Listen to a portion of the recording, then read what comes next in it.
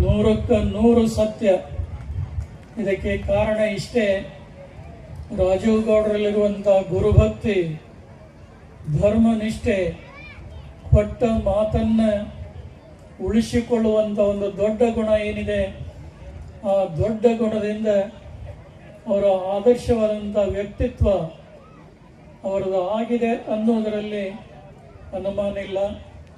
ಮುಂದಿನ ದಿನಮಾನಗಳಲ್ಲಿ ಈ ಹಿಂದೆ ಸಚಿವರಾಗಿ ಬಹುಶಃ ಸುರಪುರ ಕ್ಷೇತ್ರಕ್ಕಷ್ಟೇ ಅಲ್ಲ, ಈ ರಾಜ್ಯಕ್ಕೆ ತಮ್ಮ ಅಧಿಕಾರದ ಕಾಲದಲ್ಲಿ ಬಹಳಷ್ಟು ಒಳ್ಳೆಯ ಕಾರ್ಯಗಳನ್ನು ಮಾಡಿ ಜನರ ಪ್ರೀತಿ ವಿಶ್ವಾಸಗಳನ್ನು ಗಳಿಸಿಕೊಂಡಿದ್ದಾರೆ.